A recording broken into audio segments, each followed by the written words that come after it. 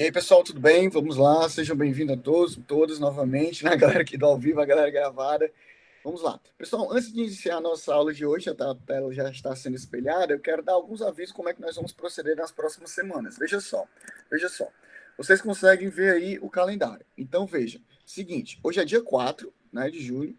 E aí, professor, dia 11, daqui a uma semana, dia 11 de junho, que não é mais feriado Corpus Christi, tendo em vista que foi antecipado esse feriado, né?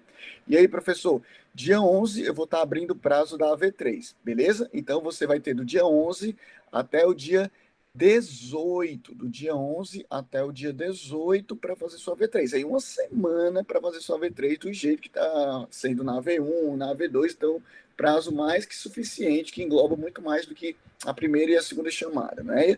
Então, dia 11 eu vou abrir a nosso prazo, tá bom? Nosso prazo para V3, e ele vai encerrar dia 18. E aí, professor? E aí que vamos ter aula normal dia 9, né? Próxima terça, e dia 11 também vamos ter aula normal. Dia 11 vai ser a nossa última aula com matéria nova, tá bom, pessoal? Então, dia 11 aqui, ó, daqui a uma semana vai ser a nossa última aula de matéria nova, a nossa despedida de matéria nova do semestre, tá bom? E aí, professor, vamos lá. Então, sua AV3 vai começar dia 11 e vai encerrar dia 18, dia 18. E aí, professor, e aí que dia 16 e dia 18, né? Dia 16 e dia 18 nós não vamos ter aula porque eu vou conceder esse prazo aí para você, obviamente, fazer a sua avaliação no momento da aula, tá bom? Para quem tiver interesse.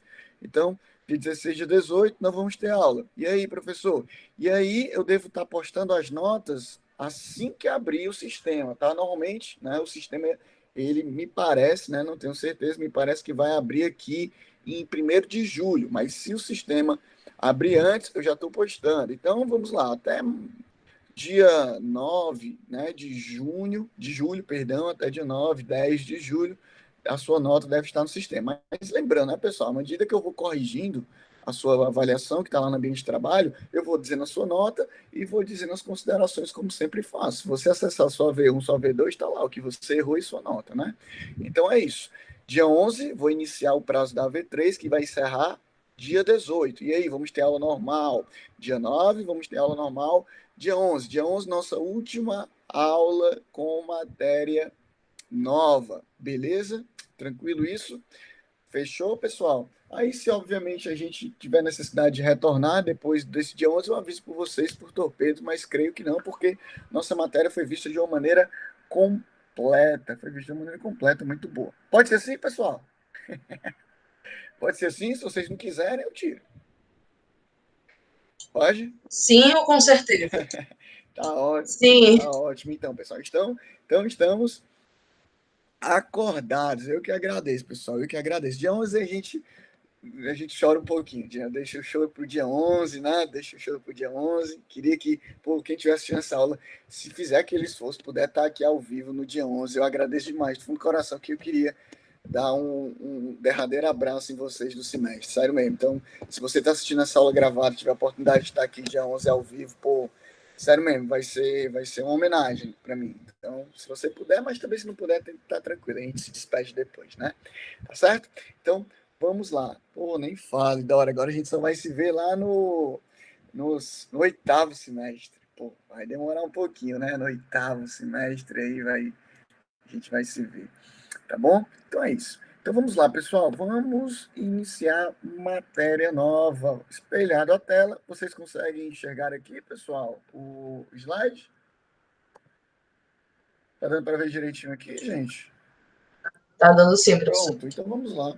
Matéria nova iniciada. Lá na aula passada, nós falamos de um crime bem interessante, que é o crime de descaminho. Crime top, que até já havíamos falado um pouco lá em Pena 1. E aí, professor, nesse crime de descaminho, nós vimos o artigo 334, que ele fala, ó, iludir, iludir no todo ou em parte, o pagamento de direito ou imposto devido pela entrada, pela saída ou pelo consumo de mercadoria. Então, veja só, ele fala iludir no todo ou em parte, o pagamento de direito ou imposto devido pela entrada, pela saída ou pelo consumo de mercadoria, pena de 1 a 4 anos. Vimos de uma maneira muito completa o delito de descaminho. E aí, professor, e aí avançamos aqui no delito de descaminho, vimos todas as particularidades, voluntariedades, todos os parágrafos e finalizamos. Vamos hoje trabalhar com o delito de contrabando. Vamos trabalhar com o delito de contrabando que se encontra agora no artigo 334-A. Eu retorno aos senhores com a seguinte pergunta. Pessoal, há alguma dúvida em relação às aulas passadas? Há alguma dúvida, gente?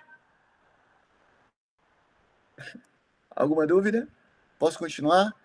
Não sei se vocês estão ouvindo aqui no fundo, pessoal. Peraí, que já vou só fechar ali a janela rapidinho.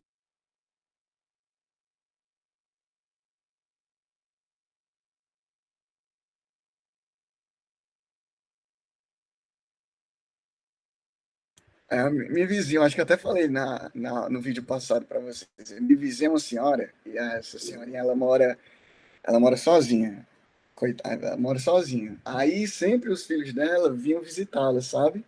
E agora, com essa questão da quarentena, ela é idosa, e aí ela tá sem oportunidade. Aí todo dia à tarde, né, ela faz essa videochamada com os netinhos dela. É uma coisa mais linda do mundo. Aí ela fica fazendo, aí fica na varanda. Aí ela deve ter algum problema de audição, não sei, né? Ela fala muito alto e tal. Mas, enfim, totalmente compreensível, né, pessoal? Muito gente fininha. É porque eu tô aqui no 16º andar, altão. É porque tá embaixo aqui. Enfim, vamos lá. Seguinte, pessoal. Contrabando. Então, vamos lá. Contrabando, artigo 334-A, fala o seguinte, ó. Contrabando: importar ou exportar mercadoria proibida. Artigo 334-A, ele fala importar ou exportar mercadoria proibida. Veja, que a primeira informação acerca do contrabando, pessoal, delito esse super importante, diz respeito ao bem jurídico tutelado. E aí, professor? E aí que o bem jurídico tutelado pelo delito de contrabando é o quê, professor? É, obviamente, a administração pública. De uma maneira mais específica, nós estamos falando de um erário, tá bom? Então, veja, o contrabando ele tutela a administração pública de uma maneira mais específica, vamos afunilando, de uma maneira mais específica, o erário, tá bom? Porque a pessoa está importando ou exportando mercadoria proibida e, consequentemente, não está pagando os impostos, e de uma maneira ainda mais específica, os bens jurídicos que podem ser lesados com essa importação ou exportação de mercadoria proibida. Por exemplo, importar uma mercadoria que é chamado contrabando lá dos cigarros paraguaios. Com certeza vocês já ouviram falar sobre essa questão. Veja, aqui está sendo tutelada a administração pública, o erário, porque não paga tributo, e além disso, a saúde pública, porque são cigarros que não passam pela Anvisa, né? Não tem lá, não passam pelas fiscalizações sanitárias, de saúde, etc. Então, o contrabando, veja, ele tutela a administração pública em um primeiro momento, de uma maneira mais específica, o erário, porque esse produto, essa mercadoria proibida, ela entra ou sai do país sem os devidos impostos, e de uma maneira ainda mais específica, o bem jurídico tutelado, que pode ser ferido por esse produto proibido, por exemplo, a saúde, enfim, principalmente a saúde, né? A importação de remédios proibidos, entende? A importação de cigarros, não é isso? Então, nós estamos falando aqui do bem jurídico tutelado do contrabando. Conseguem perceber isso? Tranquilo, né? Veja, dentro dessa ideia, vamos passar para o próximo ponto, que é justamente aqui, ó, o tipo penal. O tipo penal do contrabando, ele é muito tranquilo. Ele fala, ó, importar ou exportar, ou seja, importar, né, entrar no país, exportar, sair do país, com mercadoria proibida. Note que esse contrabando, obviamente, o agente, ele burla os sistemas fiscalizatórios do Brasil, a maneira de importar, né, importar, trazer o produto ou exportar, levar para fora. Veja que essa questão do contrabando, pessoal, trabalha com um certo tipo de mercadoria. Olha aqui para o tipo penal, ó, acompanha. Ele fala, ó, importar ou exportar mercadoria proibida, mercadoria proibida. Veja, que o Código Penal ele não nos diz qual é a mercadoria proibida. O Código Penal, em momento algum, diz quais são as mercadorias consideradas proibidas para o contrabando. Então, quando você observa essa expressão mercadoria proibida, você consegue perceber o quê? Você consegue perceber que nós estamos diante de uma lei penal em branco, porque quem vai dizer o que é mercadoria proibida é uma lei, é uma portaria extrapenal, beleza? Então, veja, contrabando é uma norma penal em branco, porque ela precisa ser complementada por outra norma, porque a outra norma precisa me dizer o que é mercadoria proibida para que eu possa aplicar o delito de contrabando. E é aqui a diferença entre contrabando e descaminho que nós vimos na aula passada. Enquanto que no descaminho o agente ele apenas ilude o pagamento de imposto de importação ou exportação, né? Lá no descaminho a mercadoria ela é permitida, lá no descaminho a mercadoria ela é legal. Só que aqui no contrabando você percebe que a mercadoria ela é proibida. Então esse é um ponto que difere o crime de contrabando de descaminho. Ambas as condutas, contrabando e descaminho, estão importando ou exportando mercadorias. Só que aqui no contrabando, essa mercadoria é uma mercadoria proibida, uma norma penal em branco. Ainda sobre o tipo penal, nós temos aqui algumas observações. Cuidado quando você estiver estudando, revisando para uma provinha de concurso, sobre o contrabando, porque o contrabando claramente pode ocorrer um conflito aparente de normas. Como assim, professor? Veja só, cuidado, porque existem alguns delitos que são mais específicos do que o contrabando. Obviamente, você vai utilizar o princípio da especialidade. Princípio da especialidade. Lembra que nós vimos lá em Pena 1? O princípio da especialidade é quando o tipo penal ele traz todas as informações de um outro tipo penal, mais as especializantes. Então, veja, a norma especial traz todas as informações da norma geral, mais as especializantes. Então, nós podemos aqui identificar alguns delitos específicos, especiais, em relação ao contrabando, que é a norma geral. Professor, quais seriam aqui os princípios, né? Na verdade, os exemplos específicos ao contrabando? Trouxe dois aqui a título de exemplo. Ó. O artigo 33 da 11343, que é o crime de tráfico de drogas. Quando você importa ou exporta drogas, você está importando ou exportando mercadoria proibida. Entende? Então, assim, pode ser encaixado no contrabando. Poderia ser encaixado se não houvesse a previsão do artigo 33 da 11343, que é o crime de tráfico. Então, você nota que o tráfico é a norma especial se comparada à norma geral, que é o contrabando, porque o tráfico traz todas as informações do contrabando e mais as especializantes. Porque no tráfico, a mercadoria proibida que está sendo importada ou exportada é a droga, que está lá na portaria 344 da Anvisa. Beleza? Um outro exemplo que nós podemos trabalhar também, adotando o princípio da especialidade, é o artigo 18 da Lei 10.826. Acompanha, ó. O artigo 18 da Lei 10.826, que é justamente a importação ou exportação de armas, né, pessoal? Armas ou munições, que está lá no Estatuto do Desarmamento. Então, se por um acaso uma pessoa ela importa ou exporta armas, munições, ela não vai praticar contrabando, ela vai praticar um tipo penal mais específico do que o contrabando. Beleza? É isso? Tranquilo? Fácil? Até aqui alguma dúvida, rapaziada? Volto aqui para os senhores e pergunto. Alguma dúvida?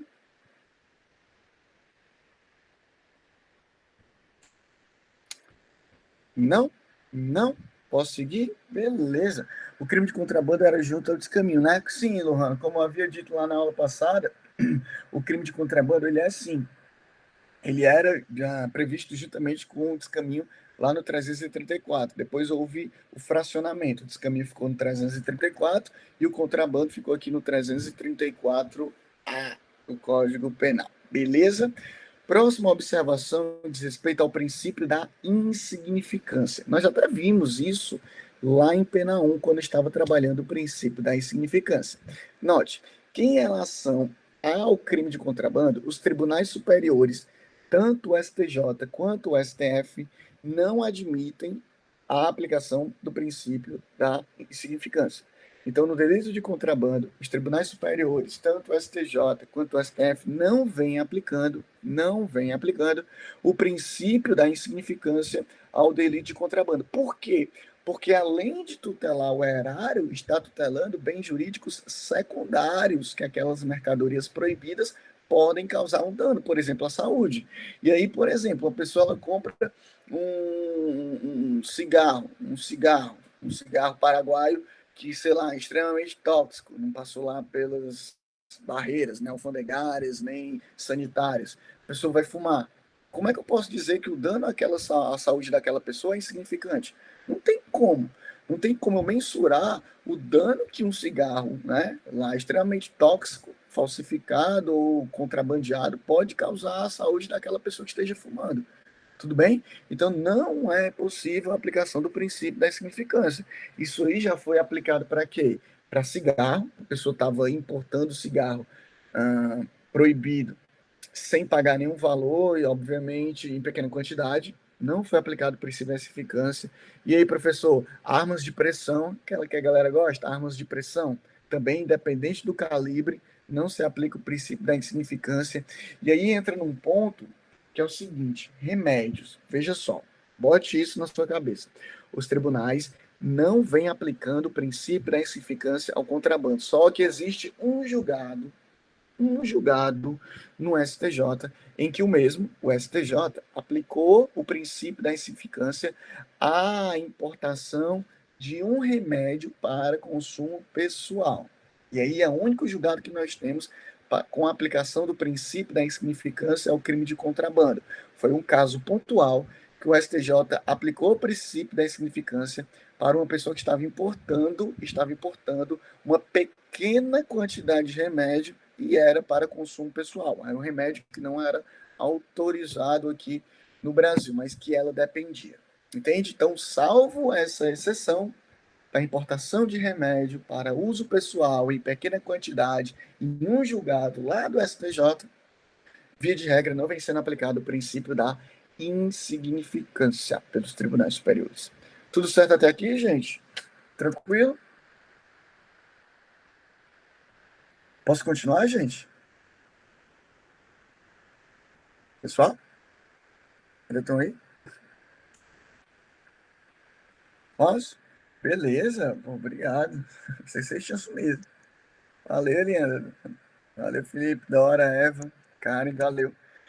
Seguinte, condutas equiparadas. Veja que aqui o parágrafo primeiro ele traz algumas condutas equiparadas. Na verdade, o parágrafo primeiro e o segundo eles trazem algumas condutas equiparadas ao contrabando. Aí ele fala o seguinte, ó: incorre na mesma pena quem pratica fato assimilado em lei especial ao contrabando, importa ou exporta clandestinamente mercadoria que depende de registro, análise ou autorização de órgão público competente, reinsere no território nacional mercadoria brasileira destinada à exportação, vende, expõe à venda, mantém em depósito ou de qualquer forma utiliza em proveito próprio ou alheio no exercício da atividade comercial e industrial mercadoria proibida pela lei brasileira, adquire, recebe, oculta em proveito próprio ou alheio no exercício da atividade comercial ou industrial, mercadoria proibida pela lei brasileira. E o parágrafo segundo, que é bem interessante, é o seguinte, ó: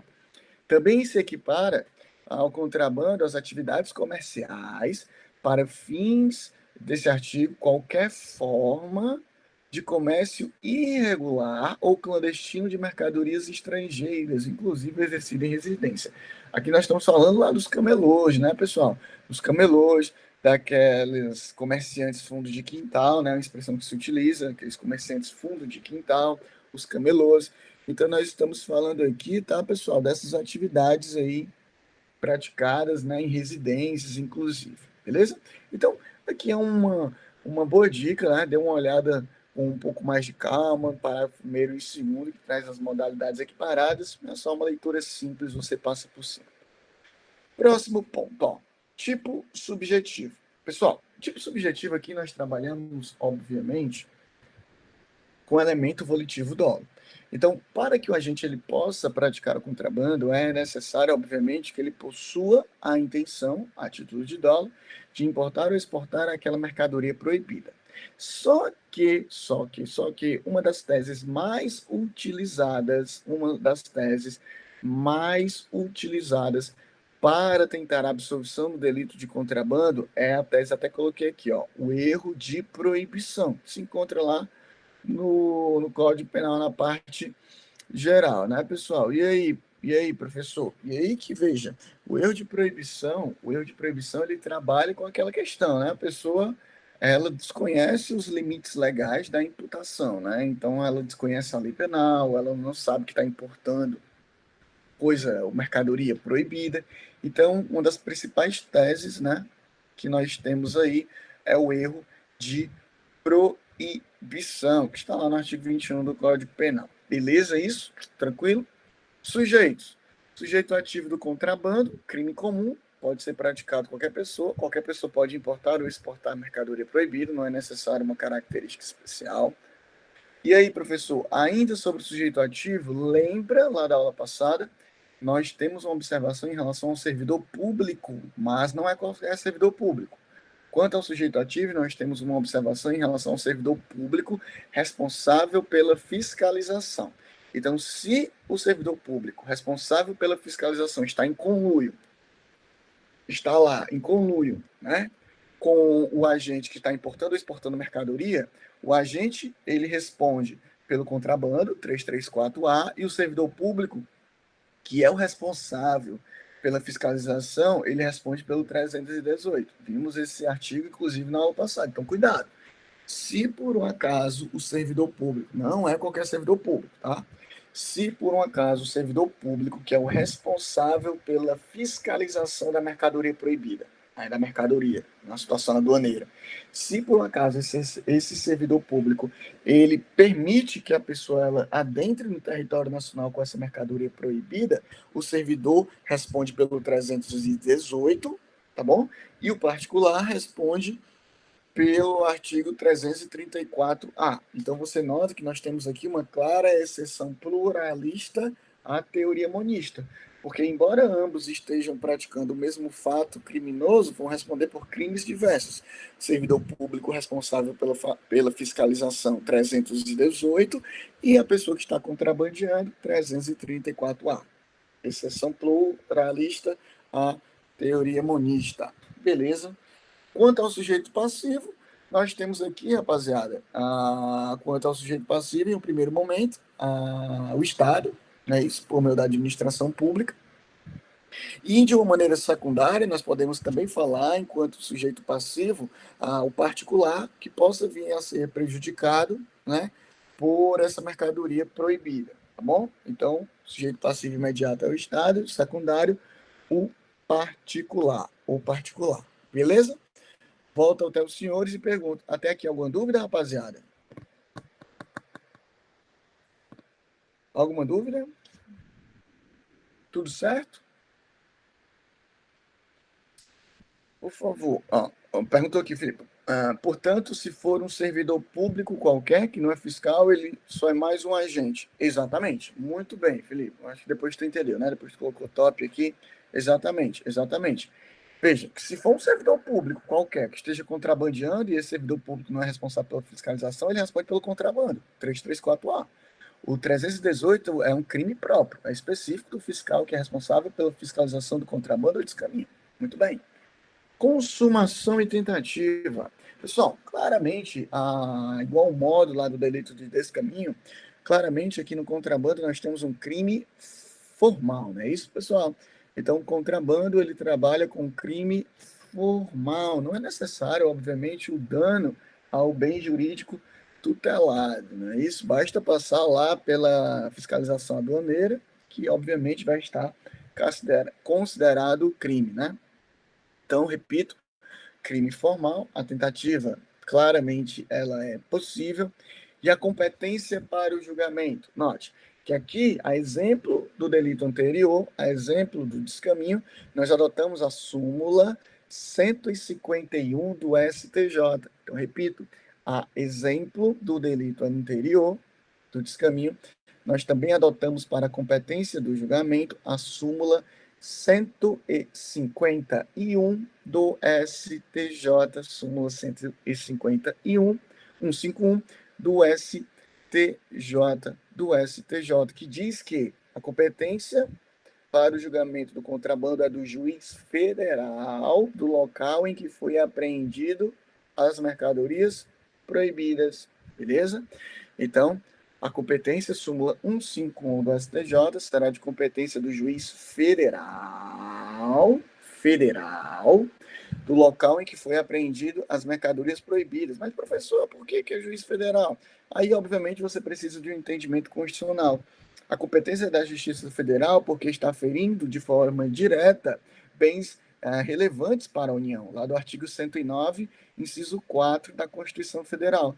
Se você abrir a sua Constituição Federal no artigo 109, inciso 4, você vai verificar que se por um acaso houver um dano a bens, serviços, interesses da União, entidades públicas, sociedades, enfim, empresas públicas, fundações públicas da União, veja, que se houver um dano a bens, serviços, interesses da União, vai ser de competência da Justiça Federal. E aqui nós temos dois impostos que é, obviamente, de atribuição da União, que é o imposto de importação e exportação. Tudo bem? Tranquilo isso? Fácil? Então, essa é a competência para o julgamento. Súmula 151 do STJ. Causa de aumento da pena. Artigo 334-A, parágrafo 3º. Ó. A pena aplica-se em dobro. Olha que situação. A pena aplica-se em dobro se o crime de contrabando é praticado em transporte aéreo, marítimo ou fluvial. Então, veja, a pena aplica-se em dobro se o crime de contrabando é praticado em transporte aéreo, marítimo ou fluvial. Veja bem, do mesmo modo que eu havia dito lá no delito de descaminho, não é porque a pessoa está vindo num voo comercial, está vindo lá num cruzeiro, está vindo lá numa, sei lá, um transporte marítimo, né, comercial, que vai ter essa causa de aumento de pena. O parágrafo 3º, ele está especificamente relacionado ao transporte aéreo, marítimo ou fluvial clandestino. Tudo bem? Clandestino. Embora tenha-se pensamentos de maneira contrária, tá bom? A melhor doutrina e alguns julgados ensinam isso, que só vai ser aplicada a pena em dobro se o transporte ele for clandestino, porque dificulta, né, a fiscalização aduaneira, né? Porque quando você, quem aqui já viajou, né, de avião para algum outro país, né, um país fora, enfim, ou quem já veio lá até de Manaus, na Zona Franca de Manaus, você passa por uma fiscalização aduaneira, né, a Receita. E aí, obviamente, não tem por que aplicar o dobro da pena, se eu vou ter que passar obrigatoriamente pela fiscalização. Agora, se eu venho por um meio de um transporte, né, clandestino, já estou dificultando a realização dessa fiscalização. Então, por isso que se justifica o dobro, beleza? Cuidado para não confundir isso. E aí, professor, para finalizar, pena e ação penal, muito tranquilo isso, né, pessoal? Veja bem, a pena ela é de 2 a 5 anos, pena de 2 a 5 anos, então não comporta, né, nenhum dos benefícios aqui da lei dos juizados especiais, então nós temos uma pena de alto potencial ofensivo, porém é possível o acordo de não persecução penal, salvo na hipótese lá do parágrafo que vai ser aplicada a pena em dobro, tá? Então, salvo a hipótese do parágrafo, a única medida aqui que eu visualizo possível é o acordo de não persecução penal que se encontra lá no artigo 28A do Código de Processo Penal. Beleza? Finalizamos aqui contrabando, ó. Delito muito tranquilo. Fica a minha dica, tá? Antes da gente começar um delito de denunciação caluniosa, que eu gosto bastante, fica aqui minha dica, quando você for estudar outros caminhos ou contrabando, não tem como estudar um ou outro. Primeira dica é essa. Você tem que estudar os dois crimes em conjunto. Não tem como você estudar descaminho sem estudar contrabando, e vice-versa. Beleza? Volto aos senhores e pergunto, pessoal, alguma dúvida restante sobre contrabando? Posso continuar? Alguma dúvida, rapaziada? Gente?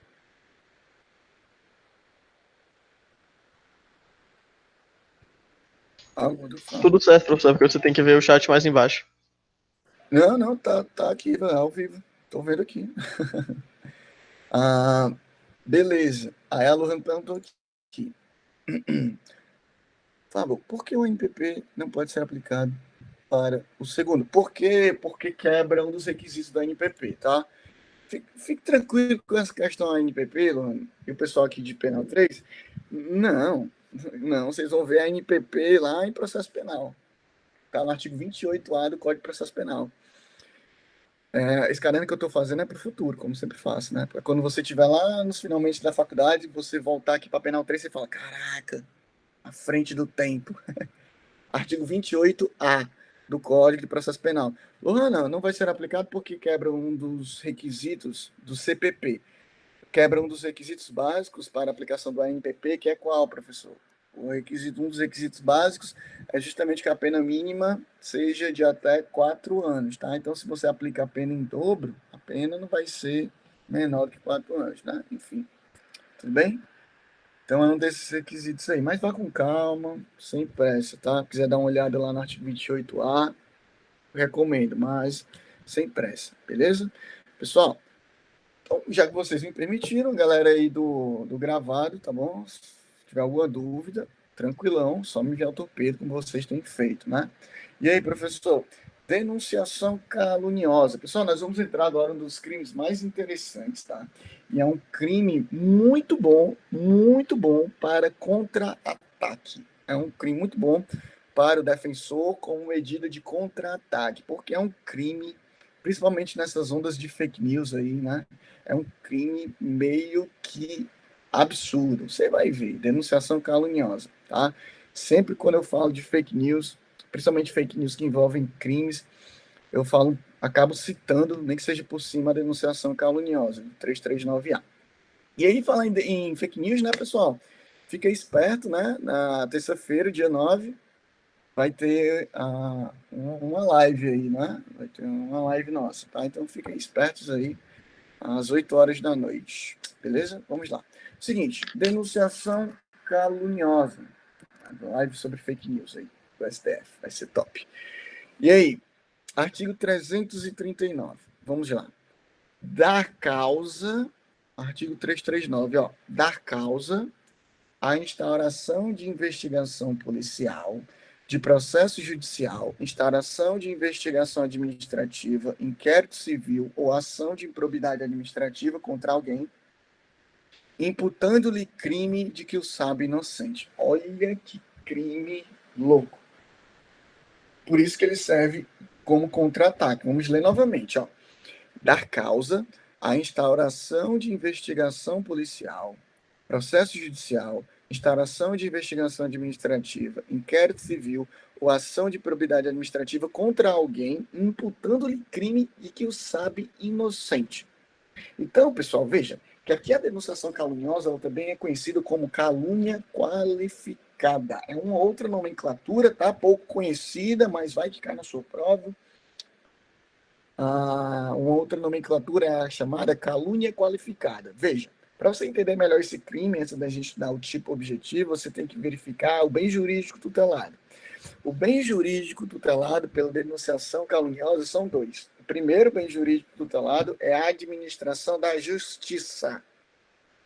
Beleza? Então, o primeiro bem jurídico tutelado é a administração da justiça, porque a pessoa ela está movimentando de forma desnecessária alguns procedimentos, entre eles alguns judiciais. Então, bem jurídico tutelado é a administração da justiça e, em um segundo momento, a honra da pessoa. A honra da pessoa que é falsamente imputada como autora de um crime e vai ser dado início a um processo, a um inquérito penal. Então, repito, o bem jurídico tutelado é a administração da justiça, porque o agente criminoso ele faz iniciar algum procedimento, processo jurídico, e além disso, também está sendo tutelada a honra da pessoa vítima, que obviamente foi ferida porque o agente ele deu causa, por exemplo, a um inquérito policial sabendo que aquela pessoa é inocente. Então a honra dela foi ferida. Beleza?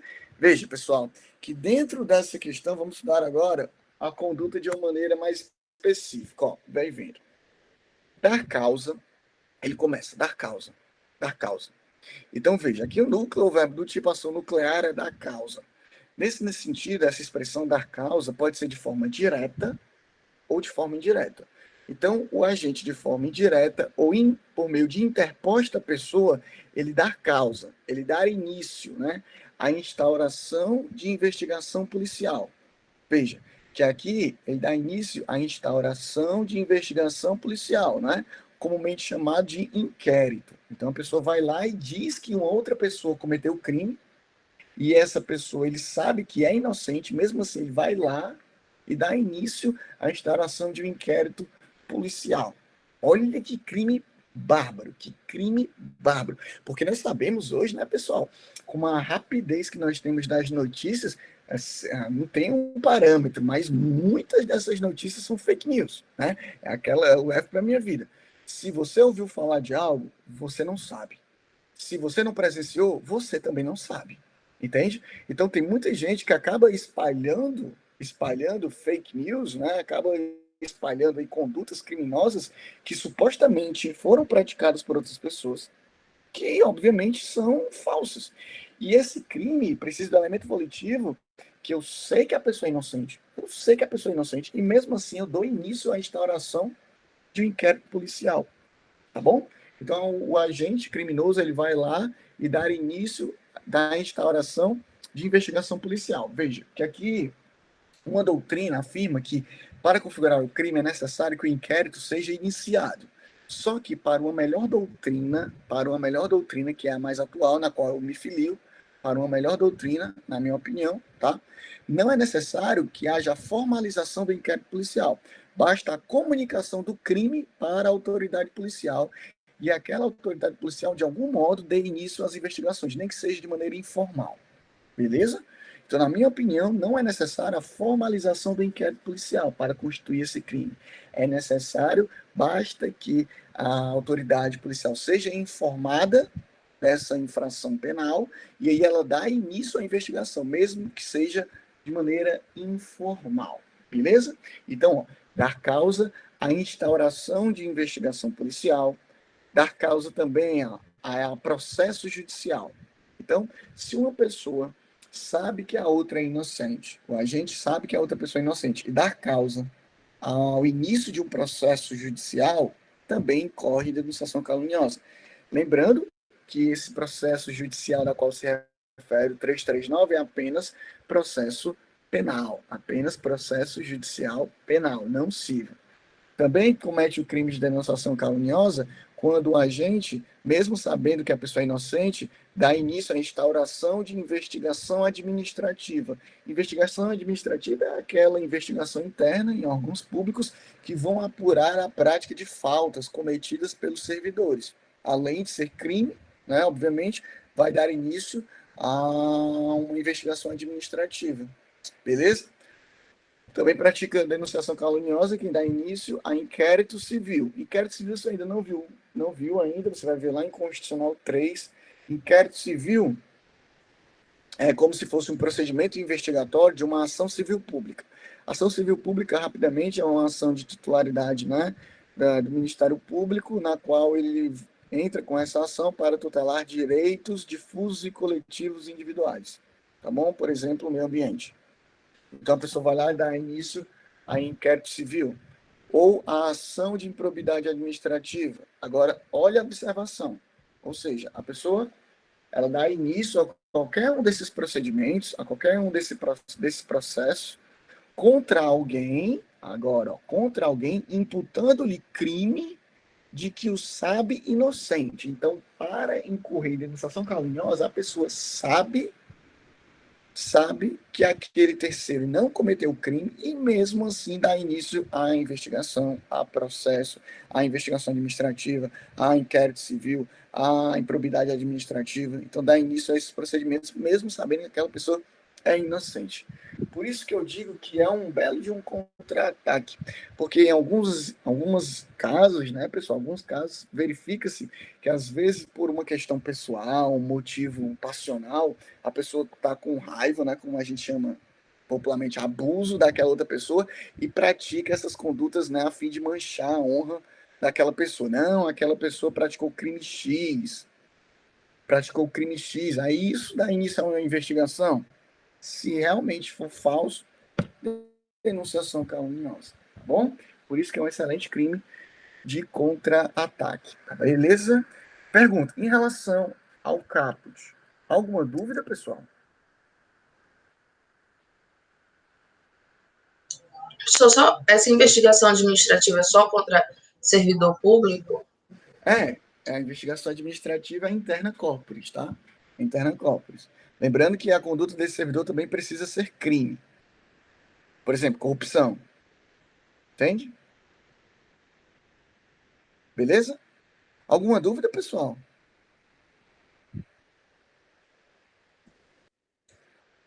Tudo ok? Beleza, tudo ok, né? Então vamos lá. E aí, professor? E aí, vamos lá. Continuando.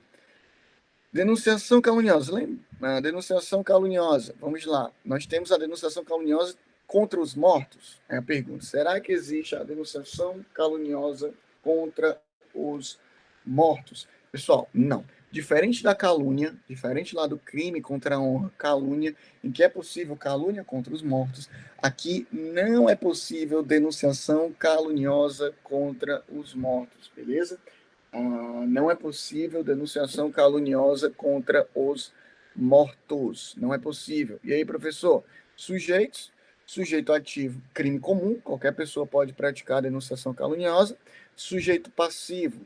No primeiro momento, nós temos a administração da justiça, porque o Estado ele vai perder tempo, vai perder dinheiro, vai perder mão de obra dos servidores para investigar, para processar, para dar início àquele procedimento, processo de uma maneira irrelevante, né? Desnecessária. Então, o sujeito passivo primário é o Estado, porque o bem jurídico tutelado é a administração da justiça, e de uma maneira secundária, nós também podemos colocar a pessoa que foi imputada falsamente a autoria desse crime. Beleza? Veja que o crime, aqui, pessoal, nessa denunciação caluniosa, não é que o crime é falso. Não é que também existe a hipótese de que o crime nunca cometeu. Como assim, professor? Veja, a hipótese mais fácil de denunciação caluniosa é uma pessoa, ela não cometeu um crime que não existe. Às vezes, o crime existiu, mas não foi aquela pessoa que cometeu. Por exemplo, é provado que houve um furto a um carro. É certo que houve um furto de um carro. Aí o agente imputa o furto daquele carro ao Joãozinho, que ele sabe que não praticou. Note que aqui o agente ele comete denunciação caluniosa, por quê? Porque ele deu início a um inquérito policial por um crime que aconteceu, mas ele sabe que aquele crime que aconteceu não foi praticado pelo Joãozinho, tá bom? Então, cuidado com essas questões. Não é porque o crime precisa ser falso. O que é importante você perceber na denunciação caluniosa é de que o autor não é aquela pessoa. Não é aquela pessoa. O autor não é aquela pessoa. E aí, professor, consumação e tentativa. Consumação, o crime ele é material, tá, pessoal? Tá bom? De uma maneira majoritária, o crime é material. É necessário que tenhamos o início, tá, desses procedimentos, tá bom? Crime material, tentativa, ela é possível. A retratação, não existe essa possibilidade de retratação, tá bom? A majorante, não existe a possibilidade de retratação, como existe lá nos crimes contra a honra. Parágrafo 1º, acompanha. Ó. A pena é aumentada de sexta parte se o agente serve do anonimato ou de nome suposto. Então, se, por exemplo, o agente serve de anonimato, de nome suposto, né? Uma ligação anônima ou uma conta fake no Instagram, no Facebook, etc., veja que essa pessoa ela vai ter a pena aumentada de sexta parte. E a causa de diminuição. A pena é diminuída se a imputação é de prática de contravenção. Beleza? Beleza? Então, veja só. Se ele se vale do anonimato, vai ser aumentada em um sexto. Se por um acaso a denunciação caluniosa é sobre uma contravenção e não sobre um crime, a pena vai ser diminuída de metade. Vamos lá. A ação penal pública incondicionada, aí a questão é a pena. Ação penal pública incondicionada, a pena. Olha como a pena é grave. A pena é de 2 a 8 anos. e multa. Beleza?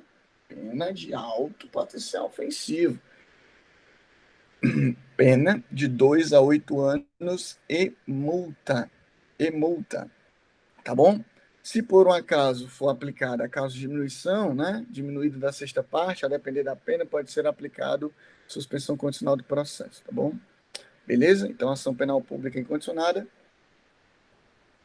e não cabe nenhum benefício aplicado pela lei. Pode caber, a depender da situação, somente o ANPP, o Acordo de Não Persecução Penal.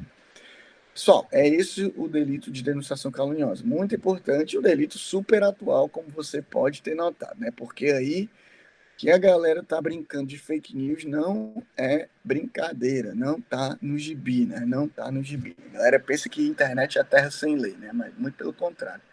Vamos lá. Pessoal, alguma dúvida até aqui? Alguma dúvida, gente? Na prática, é difícil provar que a pessoa sabia que o terceiro que ela imputou o crime era inocente? Não. Ah, não. É não, Ana. Não é difícil, não. Não é difícil, não. Até porque tem doutrina admitindo dolo eventual. Entende? Então não é difícil, não. Não é difícil. Aquela pessoa tem que ter um comprometimento quando ela afirma que outra está praticando o crime, né? Ou que praticou. Então tem que ter cuidado. Tem que ter muito cuidado em relação a isso. Beleza? Entendeu? Não? Não? Então não temos nenhuma dúvida, tá, pessoal? É isso. Nossa aula. Finalizo por aqui, tá bom? Finalizo a nossa aula por aqui. Queria agradecer enormemente a presença dos senhores, tá bom? Agradeço demais a presença dos senhores. E aí fica registrado os meus cumprimentos. E lembrando, né, que na próxima semana, dia 11, lembrando que na próxima semana, dia 11, já vou abrir o prazo para a V3, como havia dito no início da aula, né? E aí fiquem atentos aos torpedos. Beleza? Tranquilo? Algum ponto, pessoal? Não? Tudo certo? Bom, então um forte abraço, pessoal. Saudade de vocês. Provavelmente a gente não se vê esse semestre, né, gente? Uma pena. Estava realmente esperançoso que pudesse vê-los. Mas é isso. É a vida. C'est la vie. Tá bom? Um abração, beijão e até o nosso próximo encontro. Tchau, tchau, pessoal. Ah, sim.